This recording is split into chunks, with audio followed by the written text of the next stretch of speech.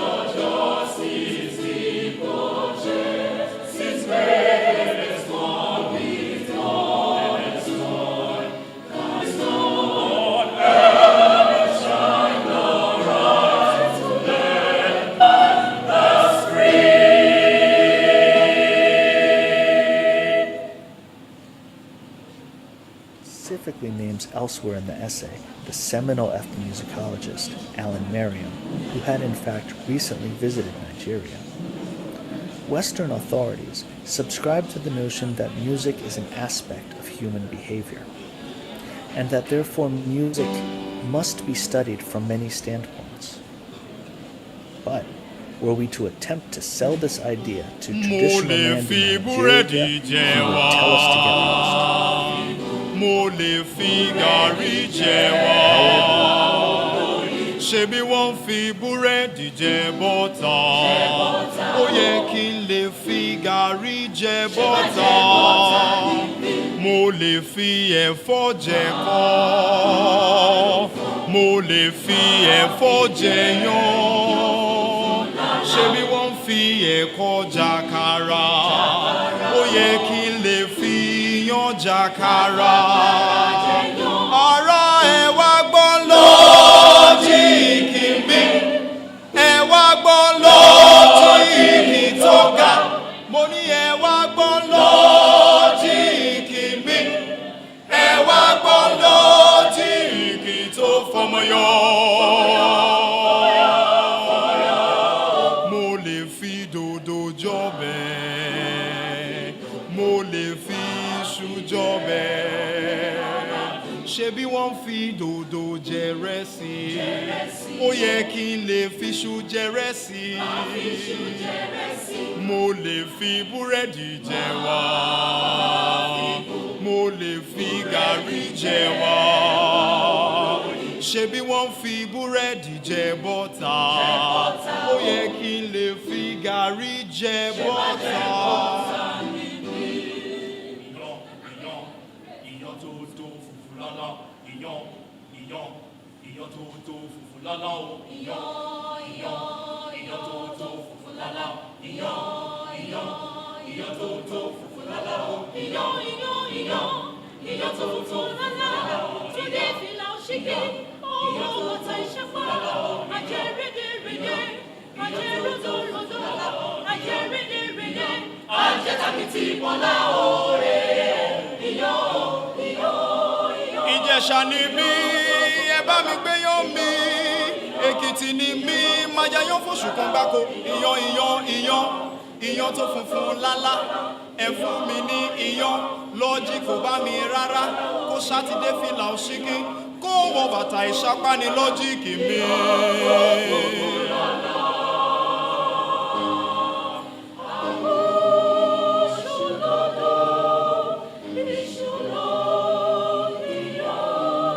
Fi búrẹ́dì jẹ wá.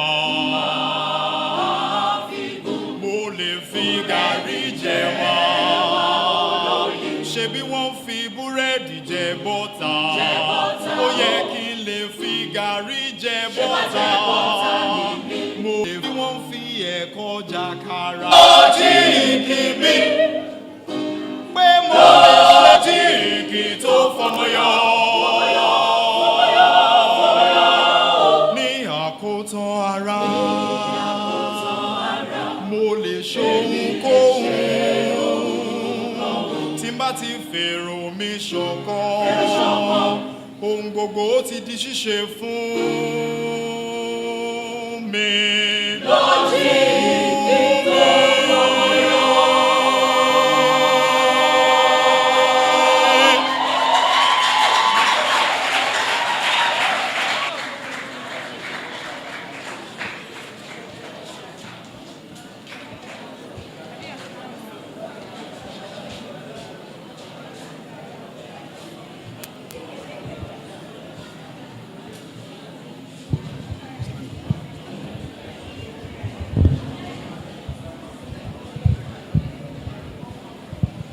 Thank you.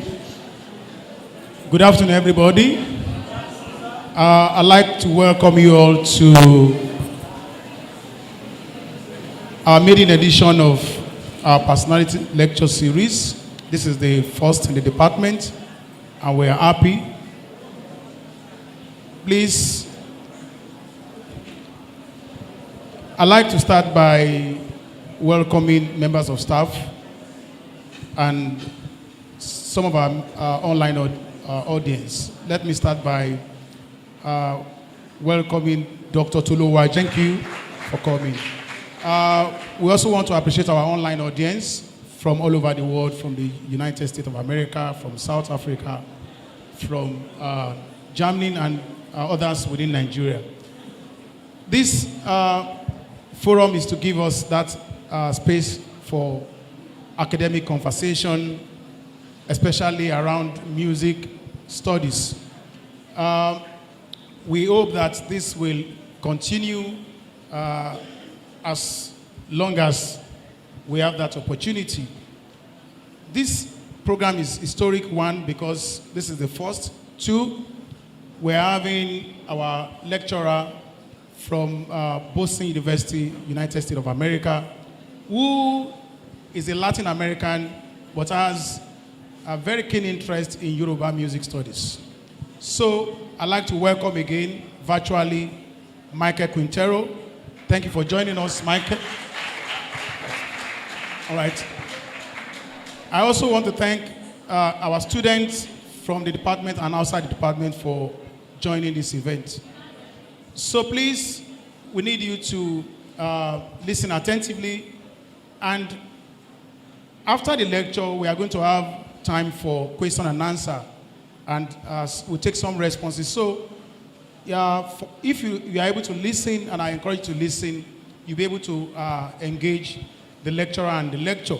So it's very important for us to maintain decorum in this event. I want to say that it's a privilege for us to have this space to have this conversation. So without wasting our time, I'd like to say you are welcome, and I hope that you enjoy this evening. Let me especially appreciate our Dean of Faculty of Art, Professor Oye Ishile, who is also joining us virtually. We thank you for your support, sir. You just listened to our year one students perform Logic Gari Atibota. Very comic. I'm sure that at the end of this program, we'll be able to understand the logic of Gari and butter. So once again, I welcome you to this very inspiring and thought-provoking lecture, and I'm sure that you will enjoy it. Thank you. Let me invite Mr. Tunji Dada of the Department of Music to give us the citation of the guest. My job here is to read out a citation of our lecturer this afternoon. Like you heard, he's an associate professor of music and the chair of musicology and ethnomusicology at the Boston University. Michael Quintero received his master's and doctoral degrees in ethnomusicology at New York University. His research focuses on the music of the black inhabitants of Colombia's Pacific Coast region. His book, Rights, and Rhythms, A Genealogy of Musical Meaning in Colombia's Black Pacific, published by the Oxford University Press in 2019, examines the feedback, the interference, and overlap between different experiences of Curalao music as ritual sonority, political resource, and popular music. By tracking their historical emergence, development, and maintenance or abandonment as systems of meaning that frame musical sound at the present day conjuncture of neoliberalism, cultural mobilization, and the civil war in Colombia. His work uses both fieldwork and historical methods to examine music as emerging from people's sonic practices, as having real-world ramifications, and as being available to be interpreted in divergent ways. He is particularly interested in tracing the ways that blackness has been framed through music from colonialism to multiculturalism, the efficacy of states' cultural policies, and social movements, cultural politics, black cosmopolitanism, and vernacular uses of technology.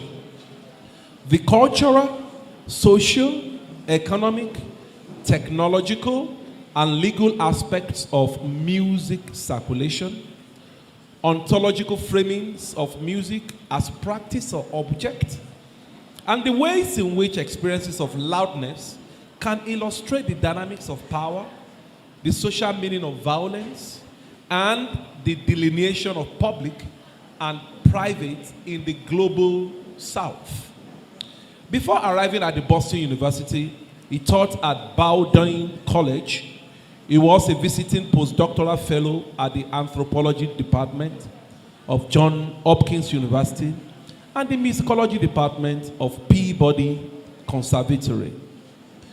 Through an Andrew Mellon Fellowship in Concepts of Diaspora, he was a visiting professor in the doctoral program in Afro-Latin American History, Society and Culture at the Universidad del Valle in Cali, Colombia, through a Fulbright Core Scholar Grant.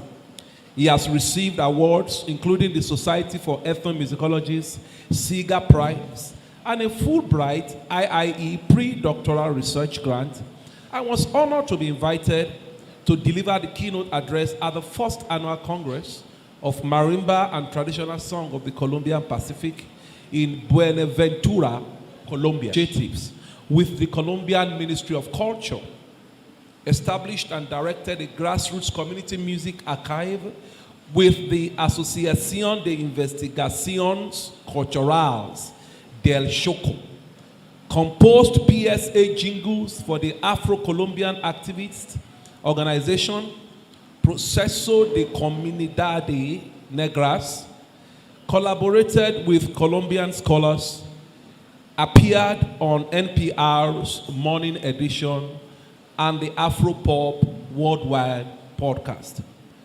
And he also organized tours and workshops with musicians. Can we give a hand of applause to Professor Quintero?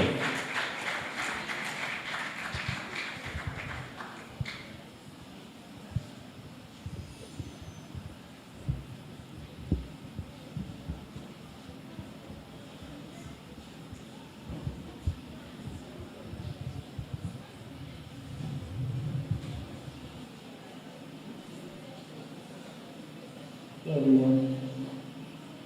I am deeply humbled by the generous invitation by Professor Samuel Ajose to speak to you today in the inaugural lecture of the University of Ibadan Department of Music's Personality Series.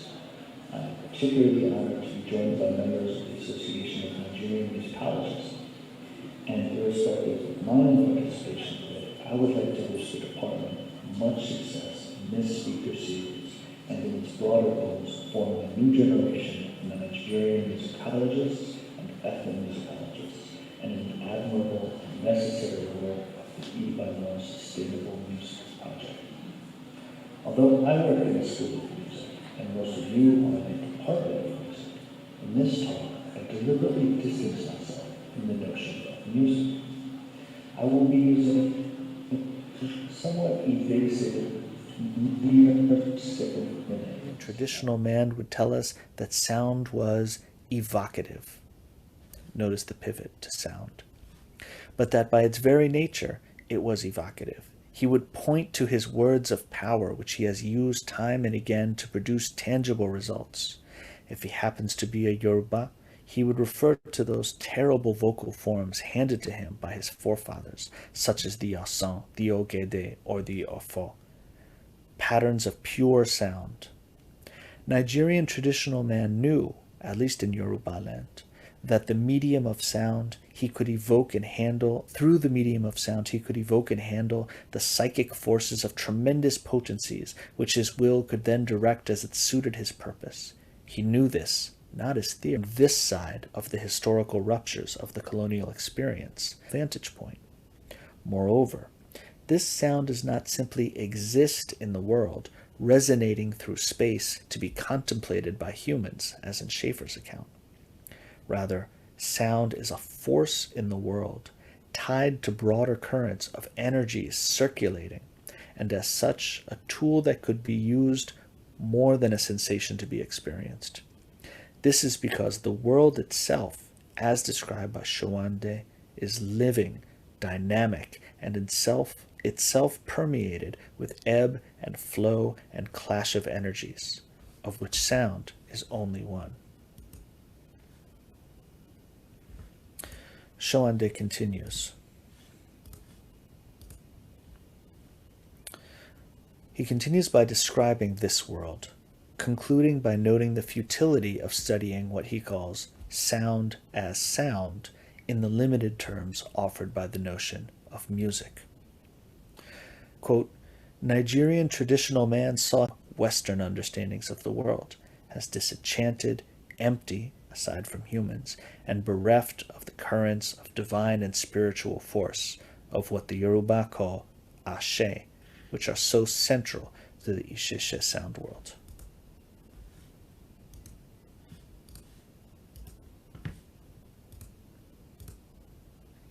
Part 4. Concretion and Abstraction. Call and Response. The Yoruba art historian Rowland Abiodun decries his discipline as a, quote, point-and-shoot conceptual framework. When he appears out of focus in a photograph next to his fair-skinned wife, he explains, he recognizes that the camera has pre-programmed settings calibrated for people of her complexion, but not of his. He offers then his own settings, his own calibration of the camera, as it were, for an art history capable of capturing Yoruba realities. For example, he introduces Yoruba terms describing the qualities of compelling art and the character of the artist that makes it. Furthermore, and at the risk of flattening out a complex argument, he suggests that the Yoruba universe assumes that every being has an essence in Ori and an essential being in Iwa. The fountainhead of meaning in the world, or Ora, is similarly abstract and complex, and therefore it is through Owe, often defined as proverbs, but which Abiodun glosses as analogies or tropes, that they are made concrete. Owe and Oriki, the citation of the Ori. Indeed, Abiodun and other scholars such as Olabiyai, J.A. Ayorinde, Alasope Oyelaran, and the Briton Karen Barber suggest that all Yoruba art is a version of the Oriki, irregardless if it is carried out through language, sculpture, sound, or some other medium. It is essentially multisensory Oriki. On this chart, we see abstraction on one side and concretion on the other. The question is the nature of the relationship between them, which I've marked with arrows on this chart. The form of concretion of owe is not dissimilar from the English term metaphor, derived from the Greek metapherein, to carry over, given that a popular refrain has it in Yoruba that owe lesin ara, owe is the horse of Ora. But Abiodun and his interlocutors insist that Owe and Oriki do not represent essence in the sense that Western art represents. Instead, as we can see, Oriki energize, prepare, and summon their subject into action. Yoruba art forms are affective. They cause, they influence, and transform. Barber writes that Oriki are neither narrative nor descriptive, but vocative. They are addressed to their subject or owner and are felt to encapsulate and evoke in some way that subject's essential powers and qualities. To ki, perform Oriki, and to be or ya, carve, is to provoke and be provoked, writes Yai. Thus, returning to the chart and asking the question, address it, they provoke it into response. This is significantly different from representation in that concretion is not mimetic, but vocative, as Barber says. It calls the essence into manifestation. Thus, Yoruba arts do not merely exhibit aesthetic or epistemological differences, differences of appreciation or forms of understanding the world. Rather, they inhabit, in some ways, a different world, a world in which the arts have and harness ashe, the forces or energies circulating through the cosmos. These arts, says Abiodun, operate by identifying the targeted subjects by their original or primordial names and calling them. The Yoruba believe that they must answer or respond, je or daun, that is, they must obey the caller. These properties suggest that the Yoruba world is one in which it is not only humans that do the listening. In Abiodun's rendering, humans with good character and compelling artworks are understood to have iluti, the quality of good hearing. That is, they respond when called. The divinities, too, should hear and worship as well. As the saying goes, Eborato luti langbo. We worship and celebrate only those deities who can respond when called upon. Indeed, there are many entities listening in the Yoruba world. Even certain objects, such as ceremonial objects with ashe, or the curse object called ale, respond to spoken or sung incantations. Part 5. Ifa and the Isheshe ear.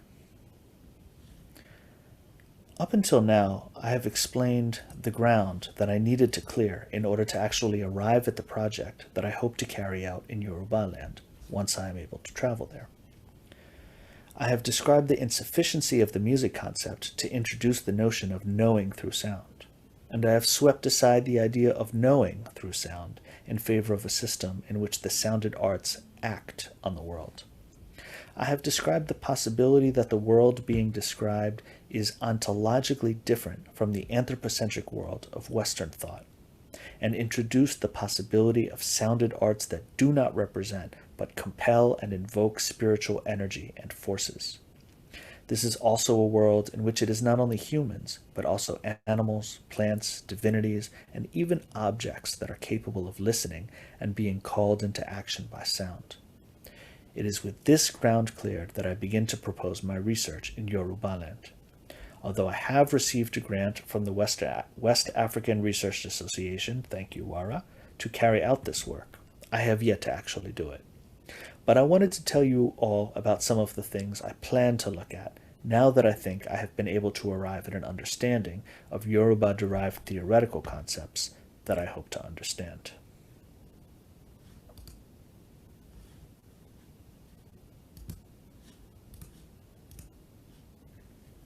As my case study, I am interested in examining the place of musical and non-musical sound in Ifa, the Yoruba divination system. I am interested in Ifa because although it is central to the Yoruba cosmos and has been discussed extensively in Western anthropology and art history, these accounts do not take into account the incommensurability of Ifa with the categories those disciplines reserve for it, or of the active and dynamic Yoruba world in which Ifa devotion and ritual take place. While the extensive scholarly literature on Ifa often treats it as text, and its carved and beaded implements as material artifacts, they have long ignored that Ifa texts are not dead words, but they are chanted, often indeed sound and hearing appear throughout Ifa verses as metaphors for practices of attentiveness and moral clarity. I propose to focus explicitly on both musical and non-musical sounds in Ifa to reveal their formal organization, material practices, ethical resonances, and philosophical importance in Ifa. The eminent scholar of Ifa verses, often accompanied by iron bells, agogo, or Ifa drums called ipese, is, quote, the most important form of performance, end quote, in Ifa tradition. It's a great public need, such as epidemics. This most important context and its music have been largely overlooked in scholarship on Ifa. multisensorial metaphors in which sound bridges color, object, and words become powerfully charged experiences of synesthesia, deliberate forms of sensory saturation that, in the words of Ademola Adegbite, quote, enable the devotees of the Orisha to bridge the gap between the visible and invisible worlds, and thus bring them into direct contact with those psychic forces that control the destinies of man.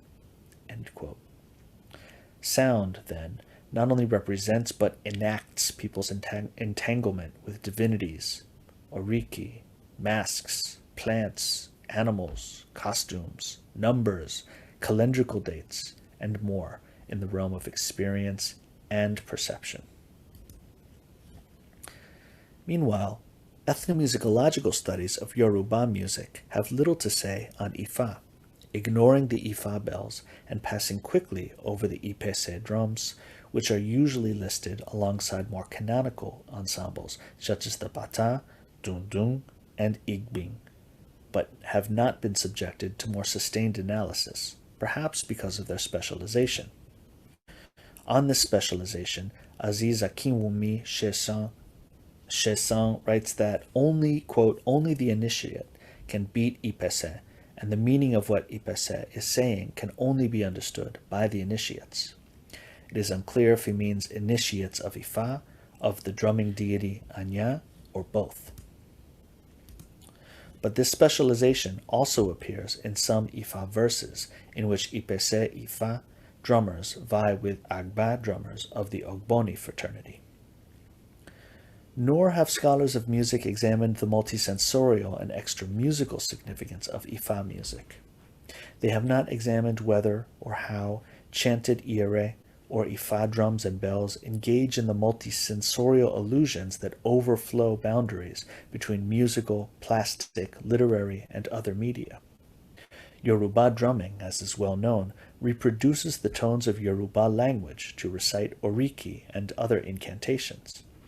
Surely the vast body of the Ifa verses, the Ese Ifa, should provide a particularly powerful repertoire for drummed recitation, but that has not yet been discussed.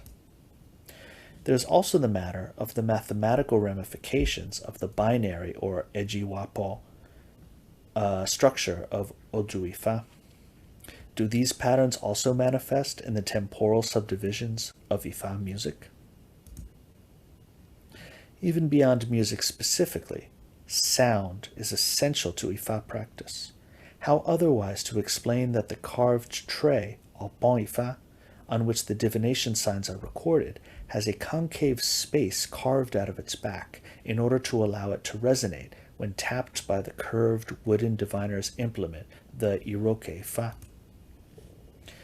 The indispensable Iroke Ifa, translated as both divination tapper and divination bell, is central to divination practice and sonically quite complex. Every divination and propitiation ritual opens before any words are spoken with the Iroke tapped on the tray. Moreover, the Iroke also contains a small rattle that you can see here that is shaken speech or to punctuate song. Listeners seem to include not only living humans, but also the dead and the divinities invoked in the tapping of the Iroke on the Opon.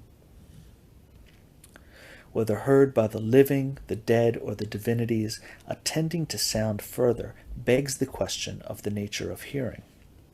Yoruba proverbs, Owe, that I mentioned before, and Ifa verses would seem to suggest that hearing, bo, metonymized by the ear, eti, is variously the act of becoming aware, the passing of moral judgment, or the always limited and contingent capacity for understanding and misunderstanding. Ifa verses frequently warn supplicants to attend closely, or fetigbo, put ears to listen, and chastise those who have no ears, koleti, or who are disobedient. I look forward to traveling to Nigeria to engage in my own process of listening in order to unearth the complexities of listening in the Isheshe sound world. Part 6. Listen well, an inconclusive conclusion. I want to end this talk by looking beyond some of the specific findings of the research that I hope to do, in order to anticipate some of the questions which I believe they may raise. Firstly, I want to emphasize that a persistent difficulty in the kind of ontologically inflected research I have suggested here is that it is difficult to find its world, with its ontological relativism and its refusal to separate sound from music. When, where, and how does it confront the increasing encroachment of Western paradigms? The same Western paradigms I have suggested we leave behind. What happens, in other words, when the music concept is forced on the Isheshe sound world? This may be indeed the panorama of post-colonial Nigeria, in which the Isheshe sound arts might be understood to have been steamrolled by musical modernity. Yet, the results are not so one-sided as we might believe. A proliferation of unexpected creolizations has emerged.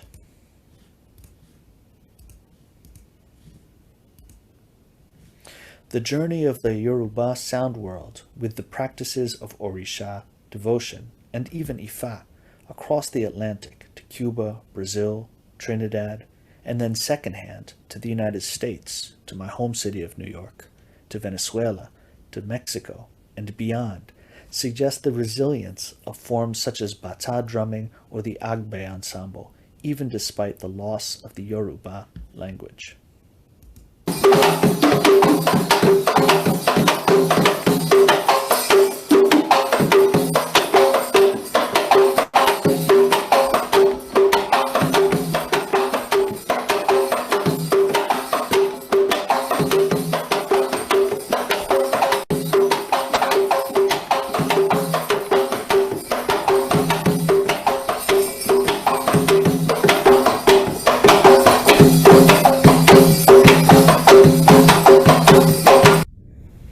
Whatever the processes of preservation or change of the sounded material, of the music, we might say, the question of changes in or maintenance of the epistemological and ontological framework, the sound world in which these sounds are taking place, remains unexplored.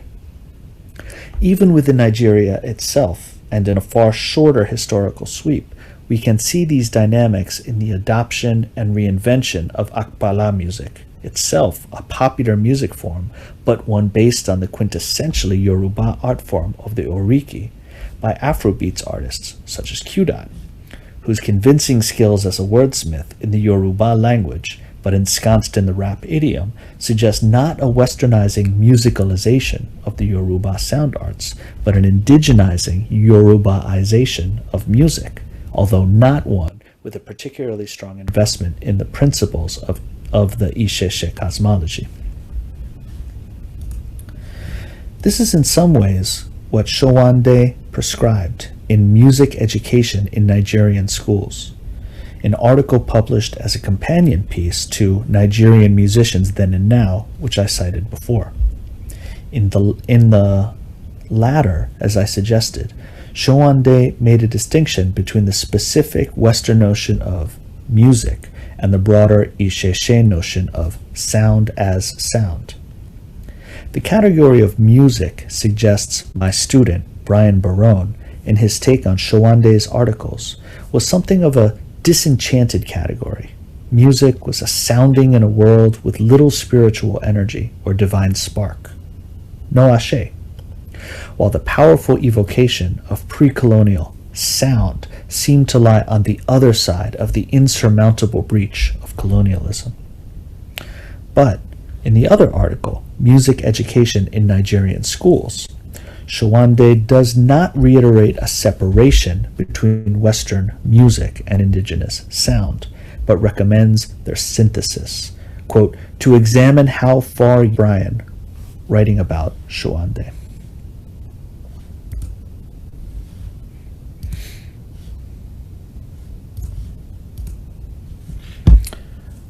Brian Barone writes, though it was at first carried in the books and voices of missionaries, music's role in colonial Nigeria was, ironically, to desacralize sound, and with it, music, to mischaracterize the experience of evocative sounding as an object of the choir master or the ethnomusicologist's professional competency. But if the task standing before independent Nigeria was to re-enchant music by way of remembering pre-colonial sound, this was not a challenge facing Nigeria alone. Indeed, it was equally a crisis in the West and elsewhere, whether Westerners were paying attention or not. And it was this globalized nature of the problem that underwrote Shawande's confidence that Nigeria's re-engagement with sound could light the way for the rest of the world. On that note, that Nigeria's re-engagement with sound through music education, like what you are doing in the Department of Music and the University of Ibadan, the possibility and the hope that that could light the way for the rest of the world, I thank you so much for your attention, and I look forward to your questions.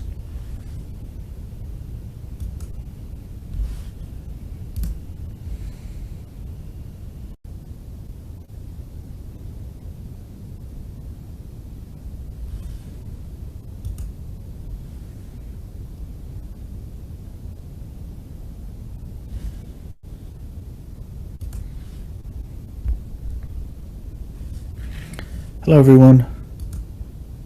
I am deeply humbled by the generous invitation by Professor Samuel Ajoshe to speak to you today in the inaugural lecture of the University of Ibadan Department of Music's Personality Series.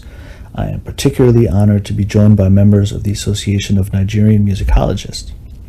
And irrespective of my own participation today, I would like to wish the department much success in this speaker series and in its broader goals of forming a new generation of Nigerian musicologists and ethnomusicologists, and in the admirable and necessary work of the Ibadan Sustainable Music Project. Although I work in a school of music, and most of you are in a department of music, in this talk I deliberately distance myself from the notion of music. I will be using somewhat evasive near synonyms like sound arts and sounded poetics instead. This is because my argument today, as I will explain, is that the notion of music is a Western concept despite its pretensions to universality, a limited and visible as music in the Western sense that they are all the same. Many musicologists, ethnomusicologists, and anthropologists have found it fruitful to engage with broader notions than music, such as sound, noise, and soundscapes. These are borrowed from the field of sound studies and experimental composers like the Canadian musician R. Murray Schafer.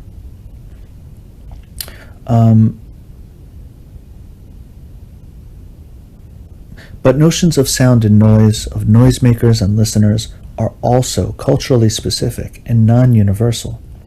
I suggest a far more locally specific approach to sound and music. In doing so, I will suggest some paths towards a specifically Yoruba poetics of sound, what I call here an Isheshe ear, or Yoruba traditional sound world. Now, I should warn you, this is entirely new work that I have yet to actually do the field work for, and that I am presenting publicly today for the first time. This is, of course, tremendously presumptuous on my part, which makes Professor Ajoshe's invitation and your attention even more generous. I am, as you may have noticed, neither Yoruba nor Nigerian myself. I do not speak the Yoruba language with any fluency, although Mongbianju, I am trying. I have not even had the pleasure of visiting Yoruba land, although I hope to rectify that in the coming year or so. Therefore, for the Yoruba members of the audience, I beg your indulgence for my poor pronunciation and my very likely missteps in engaging so clumsily with the tremendous richness and complexity of Isheshe Yoruba, the world of Yoruba traditional culture. For my non-Yoruba colleagues, too, I beg your indulgence for speaking so specifically about Yoruba traditional culture. But it is my intention to provide you with some way of thinking through a path toward a specifically poetics of sound and the world in which sound resounds.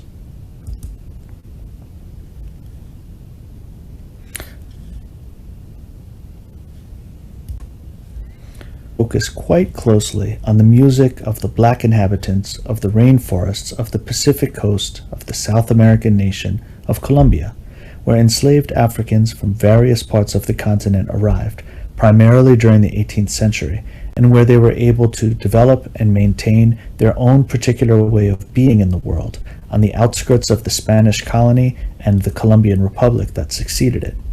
I want to take a moment to play some sounds and images from the Colombian Pacific for you.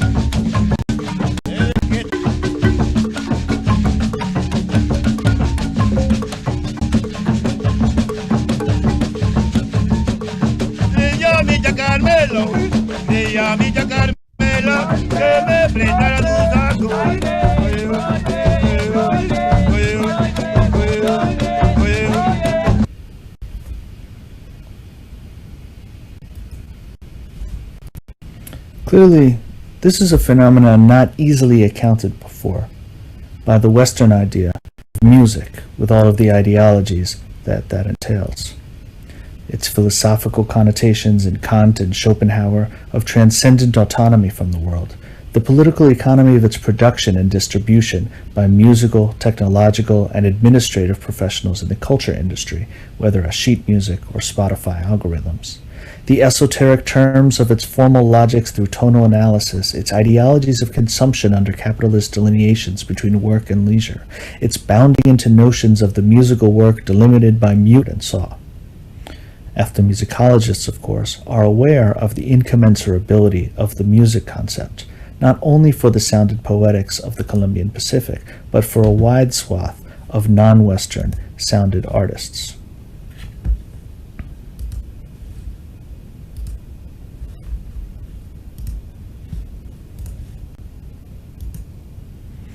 Indeed, as early as 1885, the British proto-ethnomusicologist Alexander Ellis developed the sense system for measuring the musical scales of many nations which do not conform to the Western tempered scale. In doing so, Ellis proposed a relativization of Western notions of music, such that the concept of music was opened up beyond a strictly Western conception to admit different but equally logical scales, rhythmic cycles, and other forms of formal organization. Ellis's work and that of his German contemporary Guido Adler were taken up by a successive generation of scholars engaged in comparative musicology, a term which in and of itself relied on this relativist notion of a music concept opened out beyond strictly Western forms. This relativism remained central in ethnomusicology when it was established in the 1950s. Indeed, even when I was in graduate school in the early 2000s, the comparativist calls of Bruno Nettel were an important part of the curriculum. But it is one thing to open up the category of music to include non-Western forms of organizing sound, a gesture almost of beneficence by which non-Western forms are permitted to enjoy the cachet of music alongside Western music. Increasingly, over the course of my career, however, I have become more convinced that the frame of music, even when dutifully relativized, still makes demands on traditional sounded practices in ways that can be profoundly disruptive.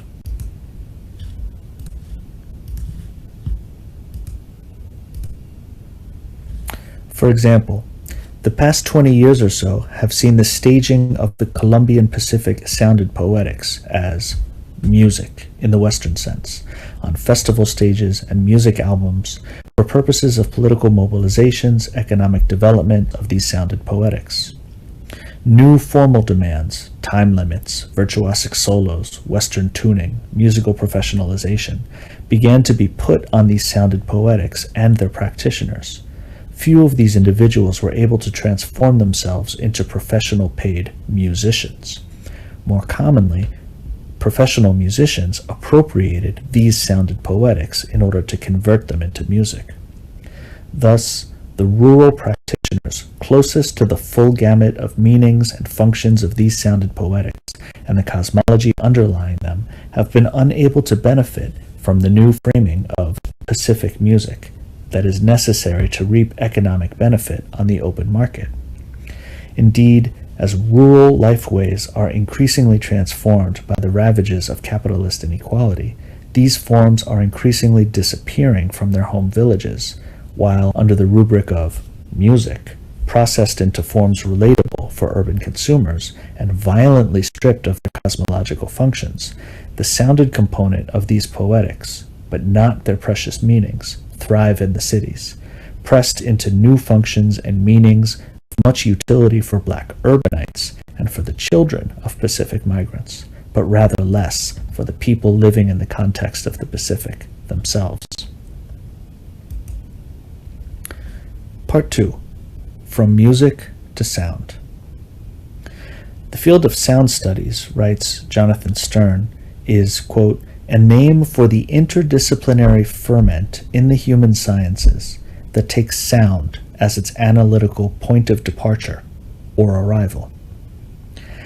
End quote. Sound studies covers a wide variety of interests, including technologies of recorded sound, histories of listening, the sounded environment of particular sites, natural sound ecology, installations of sound art, the gendered and racialized components of the human voice, and more. Although sound studies began to emerge as a coherent field of inquiry, fact, Weisfeld in a recent formulation, acoustomology questions sound as a way of knowing. It asks what is knowable and how it becomes known through sounding and listening. Acoustomology engages